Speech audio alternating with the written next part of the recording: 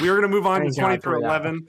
At number 20, we start with the Houston Rockets. At number 19, the Toronto Raptors. At 18, the Sacramento Kings. 17, the Golden State Warriors. 16, the Miami Heat. 15, the Los Angeles Lakers. 14, Orlando Magic. 13, or I said Orlando Pacers, Indiana Pacers. At number 12, the New Orleans Pelicans. And at number 11, just missing out in the top 10, is the Phoenix Suns. So we're going to start out at the bottom here. We will not talk about every team this segment. I'm sorry to your fans, but we will talk about your teams as the season goes on. I know one of Dave's favorite teams this year is going to be the Houston Rockets, so I'll give you free reign to which players you want to talk about specifically on that team.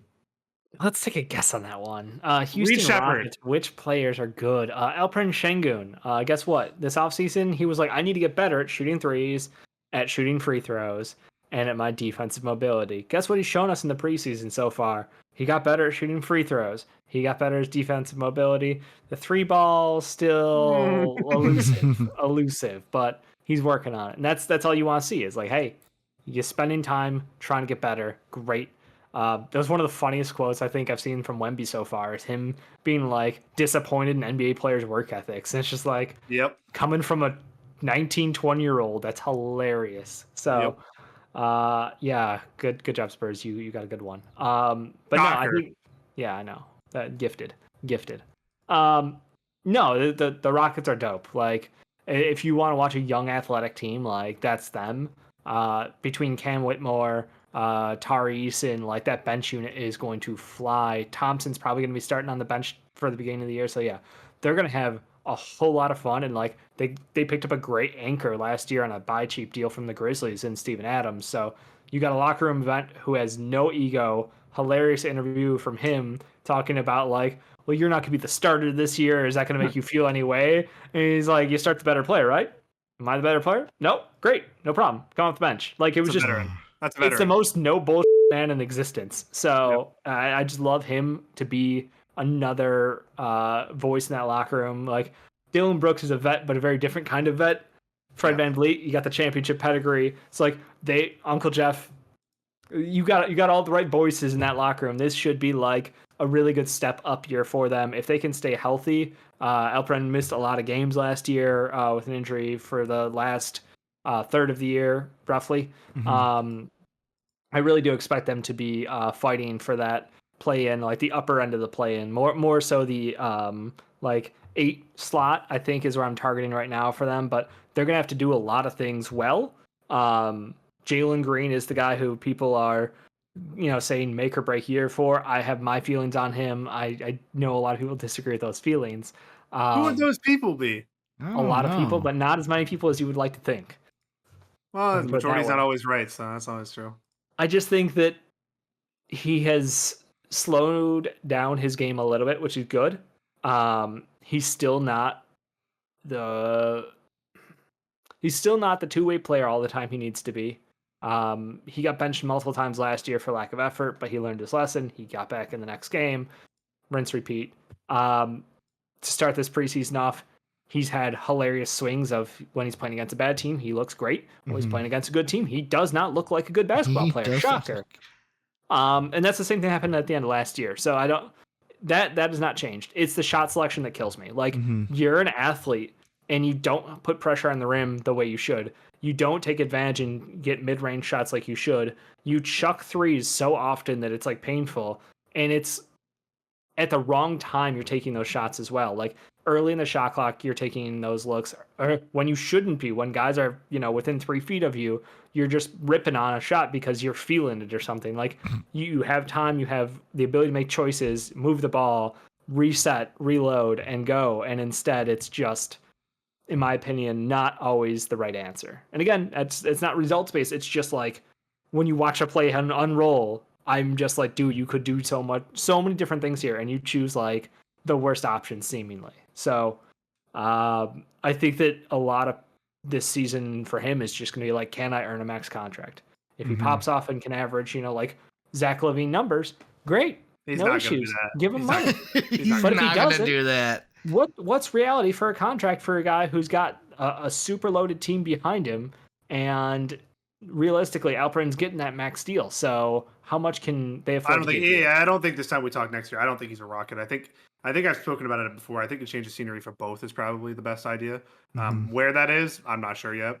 Some team out there will pay money for him just because. I mean, what do you again? You look at his athletic upside and his. He should. It is one of the He most should be a infuriating. better player than It he is one of is. the most infuriating things when you look at somebody and you're like, this person has all the talent in the world. They just either need to put it together or do Mhm. the effort. I don't think the effort part is the problem with him. I just think No. it's the IQ and putting it together, right? So Mhm. that's more easily fixed than the attitude thing, I think, because attitudes are set when you're young like that. Shout out Yeah, Ben and Simmons. his JG4 videos from the G League Ignite, like Yeah, it was all work ethic, it was all hustle, it was all the right answers. So that's why like we both fell in love with this kid like I'm not early, giving up. early. I'm not giving up. I'm not giving up, but You gave up. I've lowered my expectations. You Oh. sold I've out. lowered my You expectations. sold out. out. You sold You out. sold You out. sold out. Ricky, I'll go to you with the next team. Uh-huh. I'll give you a choice. Okay. Because both of them are gonna be. Well, one of them's near and dear to your heart, and one of them kind Mhm. of is. But we have the Kings and the Warriors, the two teams I want to talk about. The Kings recently signed your boy, DeMar DeRozan, obviously Chicago Bulls legend. And then the other team is the Golden State Warriors, who kind of are just a bunch of things put together and the best point guard of all time. So I guess I'll go with the Warriors because you probably more enticed to talk about that because Draymond's also your Well, boy. it's not even about like the Warriors per se. It's just like, so looking at the regular season last year with the standings, like both of these teams were literally the last two in to the play-in. Yeah. And it's like, okay, Kings add DeMar DeRozan. You would think that's a plus. However, it's kind of like spacing's going to be an issue with this Kings team and 3-point shooting, which is kind of important in the NBA. The Warriors, we're going to have to see how Klay's absence affects this team. Does Steve Kerr play the young guys more finally? Does he finally say, "Hey, I have to play you because Klay's not here"? And here's the thing I look at.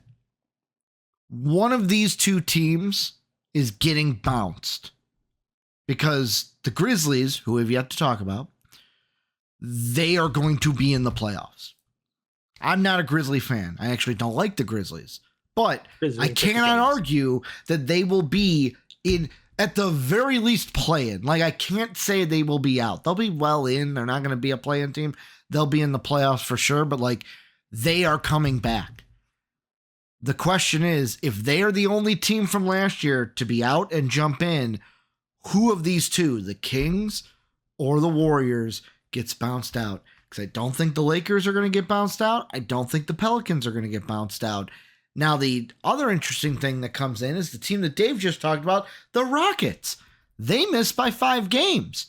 If they also make a jump, could both these teams be knocked out of the playoffs this year? Could both these teams be sitting at home?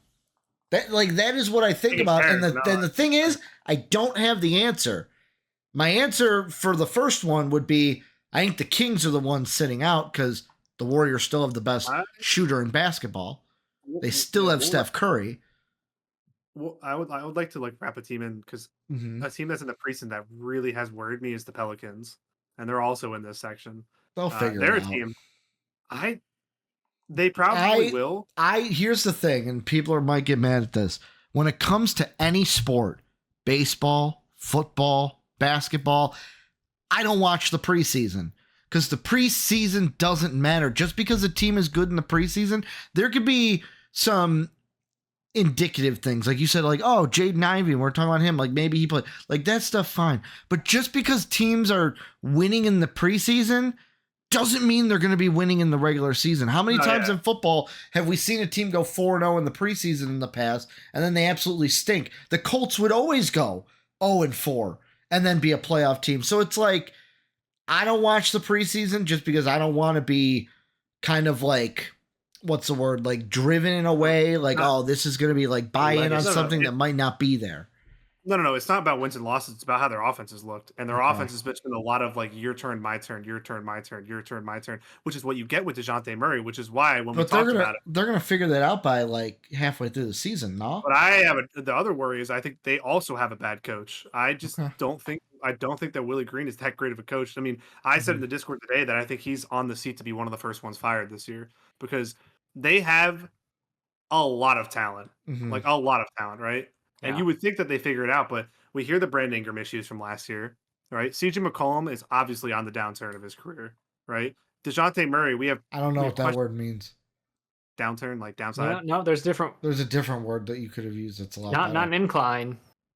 decline, yeah, Nope. downturn. Down. What?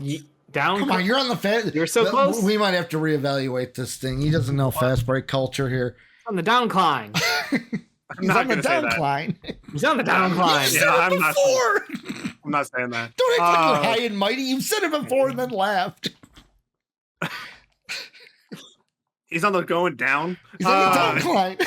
He I'm like downcline. it's like when you take the what are they called, like the ski lift, Escalator. and ski lift, and you forget to get off at the top, and you go down. Yeah. He's there. DeJounte Murray, we have a lot of questions on. Zion, there's always going to be the health questions. Mhm. And then their center position's a mess, right? Herb Jones and Trey Murphy are like the two super bright sides on the team. And now there's already talk that they might trade Trey Murphy because they have to pay somebody. You keep And wishing the Trey Murphy trade No, to existence. I'm I not swear to talking- God. I'm not talking about to the Sixers. Okay. I'm talking about in okay. general. Right? There's already been rumors that he might be available, or one of them might be available because Mhm. they pay Herb, they pay Zion, they're paying Yeah. DeJounte, they're paying CJ. They're gonna have to do something with BI. This Yeah. team is not sustainable at the level they are right now, and the results are not gonna warrant. Yes, thank you, warrant the pay that they're gonna have to. I know that. Listen, Mhm. Gail Benson, shout out Saints owner. She's a great owner, except for the fact they need to fire Dennis Allen. But they're always willing to shell out the cash. But like, at some point, there's got to be a tipping point for this team, right? At some point, there's got to be a Mhm. decision made about what it is, what they're going to do. And you don't want to be the Chicago Bulls of being 1 foot in and 1 foot out the entire time. Of you We don't know pay if we're going to luxury. rebuild. Yeah, exactly. But I'm saying, like, in terms of rebuild versus purgatory versus contender, you want to pick one, and you Yeah. don't want to Yeah. pick the middle one. You They- want to they pick gotta one of the. find- Yeah, they It's just- it's do just a need to large find a worry. deal. I think it's been Brandon Ingram, but no team has a center who wants Brandon Ingram who doesn't want their center. It's an awkward juxtaposition. Oh wow, what a word, I know. Mr. Fancy. I stumbled out the gates on it. That's why. That's how you know it's a good word. Oh. I think you're right. They're concerning, but even with that concern, last year they rattled off a really good record. Mhm. Yeah, like- they have talent. They're talented. Yeah. That's my thing is I'm leaning on Ricky's side here with the like they'll figure out a way to win games, and more often than not, where they'll be a good team. They'll be a playoff team. I personally think the Golden State's gonna fall out of the playoffs. I think that Moody has shown a lot in the preseason. I know Ricky doesn't want to give value to preseason for that reason, but when it comes Moody's to looked wins and good. losses, I gave the the wins and Ivy losses thing don't matter. credit. The wins and losses don't matter unless you're Dave saying that you're beating the Timberwolves Mhm. starters. We and did all beat the that. Timberwolves. The starters. Nuggets, guys. The Nuggets are 0-4 in the preseason. Do we care? Nobody No. cares. I Nobody cares mean, about record. It's more about. I think play. some people do care. I think Oh, it no, should, no, I think it but should we- be a brown spot on Jokic's But Dave, legacy, really. but Dave, we had those worries before the preseason. You know what I mean? Yeah. Like those. It's not that you don't use the preseason to justify your points of view. Mhm. You just use to learn. Sure. You know, dude, you're not saying the Nuggets can't make it far because they're 0-4 in the preseason. is what I'm saying. No, but I am saying that the problems that we said were going to happen happened. Yes, but we gotta. Listen. It's about reaffirming biases. creating narratives that you want to be true. Correct. Yeah, absolutely. That's what they're for. This is going to be a long season. You need data. You need data to Take that for and this is data. the only data Data we've got. for Take that for preseason. data. Preseason data doesn't matter. Look. The Trailblazers just played Ohm. Yeah. Yeah. Who's And they Ohm? barely got by. Exactly. But again, we already knew they sucked. Right. But my point is, Sorry. I think that Golden State's probably the one who's going to lose out. I think that the Kings, with the addition of DeRozan, there's just enough points on the board that they're going to be able to win out enough games to be a play-in team. I don't think they're going to go that far, though, if they do make it in. I would probably say it's like Grizzlies. I already said we'll talk about them later, but like I think that Grizzlies are going to be in, Rockets are going to be in, Kings out probably. Don't Warriors spoil your out. own predictions. I'm just giving it. I don't care. Don't If spoil you're your whole here, predictions. yeah, Check out Monday or yeah. Tuesday, I guess it'll be. We'll be Mhm. recording Monday. Yeah, I'll group the next 3 teams together because they're kind of all in the middle of the But East. I Jake, they think. could check it out Monday if they do what? Join the Patreon page, which is down below. You can watch There us you live go. recording. You can hit comments. You can call us out live when we're making our picks. Yeah, I we'll think go no with one the has next. called us out live. That's good for now. The Heat, the Magic, and the Pacers, kind of all in that middle clump, I think, Mhm. of the Eastern Conference. The Heat are more of a mystery bag. The Magic, the young team, obviously adding KCP, and the Pacers are still the Pacers in general. Ricky, which team do you have the highest outlook? I'll go with out of these 3. Outlook, the Heat, because of Jimmy Butler and their coach. It's just that's like the Pacers, the Magic, they'll be fine. The Magic, I'm actually more interested on if there's a jump this year. Where I mean, they weren't a bad team last year. They were the 5th seed, but it's like with their young core, how much improvement do we see this year from last year? It's not about like with the Pacers, it's like I don't think they make the jump into the top 4. Now the Heat, I could definitely they lost Caleb Martin to you guys. But they still have the players, mainly Jimmy, mainly Bam.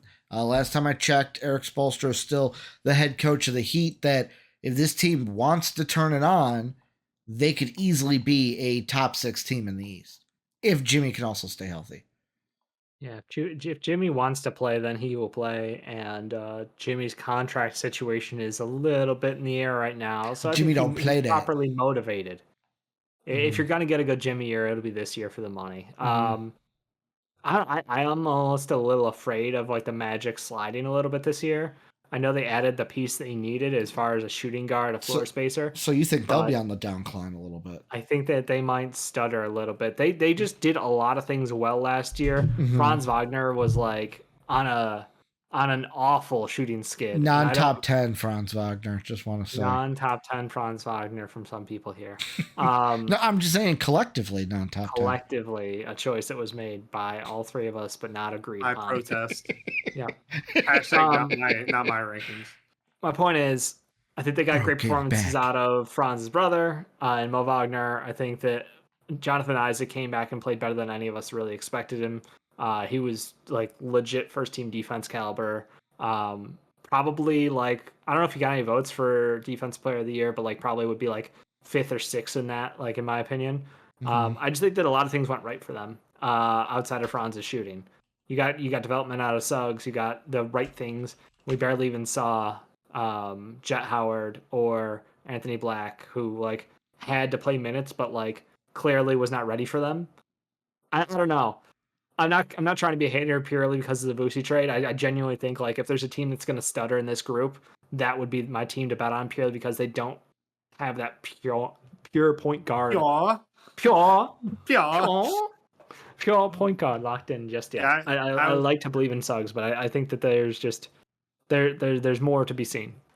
Yeah, I echo a lot of what you guys said. I'll touch on the last team. Pause. The Pacers. I actually would have, if got asked the same question that I asked Ricky, I would say the Pacers because I think the Mm-hmm. Pacers they had, and I'm not living in the moment because I know a lot of people when teams make the Eastern Conference Finals or like when the Hawks did in 2021, everybody overrated them the next year. I'll go straight if you go away from the playoffs. Half court transition, they were top 2 in both in the NBA on offense last year. Defensively, we already know Siakam and Turner will be able to hold it down defensively for them the entire year, as they usually do. I think they could be a jump, right? If you see injuries, I think the Bucks have the. We'll talk about the Bucks, but I think the Bucks have a, a potential to slide down a couple spots. I think that the Sixers won't take the regular season very seriously, so I think Mm-hmm. they're going to be probably that 4, 5, 6 slot. And then you kind of have the Knicks and the Celtics, who probably will separate themselves up to the top 2, and they'll be battling for the 1 seed the entire year. That's probably what my guess is. Mm-hmm. So the Pacers, like there's a world where they're the 3 seed. I think. Is that my prediction? You'll find out on Monday or Tuesday on the video. Mm-hmm. But I think listen, Tyrese Halliburton is what he is for me. I think I don't think there's much going to be crazy improvement from him in his game. I think he already kind of is what he is. But that team is just so well suited to him, and they have guys. Shout out Jarris Walker, who could take that jump this year. Right? We'll see if Nemhard can continue where he left off in the playoffs. There's just they just have, and I love Rick Carlisle. He's one of my favorite coaches in the league. If we did our coach rankings this year, he'd be top 5, 6, 7 for me in the entire league. I think he's a fantastic coach who's able to adjust on the fly and make systems for any team. The only worry for them is injury. But then, even if Tyrese Halliburton goes down for a little bit, T.J. McConnell stepped in last year, and their offense, it won't be as good, obviously, but he can run But that then you got offense. Nemhard still. Then you got Nemhard. Like they are so talented, Yeah, and deep. the players fit the system so well. Like taking that gamble on getting Siakam was so worth it last year, because even he doesn't even have to produce at his all-star level for them to be at their best. So I just think the Pacers are a super dangerous team, and I think that people don't want to live in the moment off them last year. But if you take away the playoffs, they were one of the best teams in the regular season. It was just small margins why they weren't a higher seed. Yep. The last team we'll touch on, and this 11. Oh yeah, Ricky, go. Really quickly to Dave's point, I just want to say the players that got Depoy votes last year: Oh yeah. Gobert, Victor, Bam, AD, Herb Jones, Drew Holiday, Shea, Derek White, Giannis, Jared Allen, Alex Caruso, Sabonis, and Jalen Suggs. The fuck? You had to give him out It there. One. was necessary because Sabonis. Yep, you got one third place vote. That's a troll. That's a troll. King's Rider. It's a King's Rider, probably. That's a troll. Or it's somebody. Isaac deserve a vote. So Allen, Caruso, Sabonis, and Suggs got one third place. Giannis got one second place vote. Yeah, sounds about I right. stand by my point. Last team, Dave, I'll go to you. I actually think they're probably a couple spots too low, but the Phoenix Suns, who again have looked like they're going to come out of the gates hot. They're going to come out. It'll be interesting to see when we do our predictions. Yeah, exactly. For now, Nurkic is coming back too. I think he played tonight. Is the night he's going to play? I was going to say, you know who tanked their rankings? Who was it again? Nurkic. Oh yeah, Nurkic did. Nurkic being 28 in the center rankings just totally tanked them. Oh, that makes sense. Dave, what's the outlook on them? Because I'm probably higher than most people on the Suns this year. They should, if they wanted to try in the regular season, they're probably the second best team in the West. Yeah. I think that the big push this year was to try to get Kevin Durant to shoot more threes. Devin Booker, great performer all around game now. Like there's really nothing he can't do for a team, which is awesome. Beal, if he can stay healthy, found his niche, and then obviously they went and addressed, and they got 2 backup point guards to cover their weakness last year in Monte Morris and Jones. So I do expect like this is just a well-rounded team all through. They got 3 superstar wings, and we're gonna watch a team just hopefully perform healthy and dominate out in the West. I think the roster is way improved from last year. Like even the rookies like Ryan Dunn, if he is a shade of what he has been in the preseason, incredible grab because everyone knew how good defensively he was, but he's made more 3-pointers in the preseason than he had in his entire college career. And then it's an incredible grab, dude. I did. And then they also added in backup center. And I'm blanking on his name now. I'm sorry. What? Sorry. Backup center. Backup center from the draft. We were talking about the Oso Iguodaro. Yeah, really smart player. He played with Tyler Kolek and Cam Jones. Shout out this year, first round pick. He's just a really smart player. Marquette known for running a complicated offensive system, 2-man game with Kolek and him. So I genuinely think he falls in like the perfect situation behind Nurkic where he can step in and like split time so you don't have to have Nurkic overextend himself and get those games where he just clearly has nothing left and he's got to just drag his ass up and down the court. So I think genuinely like this is a really well built roster. Shout out to their GM for making the best out of like horrible situation with money. James Jones. Yeah. He was forced into some trades that he didn't want to make. And Boble's still on the roster. What's not to love? He had to mention him. He's still on the roster. Shout out Boble. I think they could be a very good team. I think that they're one of the teams that could come out of the gates, start the regular season at least, build themselves a little bit of a gap. Because we know as we get closer to the middle of the season, later on, they're going to start load managing a little bit of Bradley Beal and Kevin Durant. Because it's just like In my mind, there's just no way now with Tyus there, and I said Dunn, and hopefully healthy everybody else this year. Mm-hmm. Bradley Beal cannot be as bad as he was last year. Nope. That's just can't be, right? That's just the gotta thing. be the Like hope. if you get Bradley Beal like slightly better than 10% last better? year, Yeah. which That is seems still ridiculous. below his career average. But like you're just asking him Yep. to be good. Yep. Because he was bad last year. Super bad. I like how we're just being so Super general bad. with it, but like you don't need to get exact. No. He was bad. He needs to be good. Yeah, that's literally like listen, sometimes people overanalyze the game and try to sound too sophisticated. Just Bradley Beal, be a good basketball player and the team will be good. There's not much else to say. Like it's just that. I'd take the ball out of his hands as much as it was and then put it more in Tyus Jones and Booker's hands, and I think he'll be fine. That's just about it. Yeah. Any thoughts on you guys you want to give on 11 through 20 before we move on? Mm-mm. No? All right. As always, we'd like to thank the people that make these videos possible, our patrons whose names are displayed on the screen now. If you would like to become a patron, go ahead and click the Patreon icon in the bottom right. And if you'd like to check out another video from MVP Sports, hit the video in the upper left. As always, thanks for watching.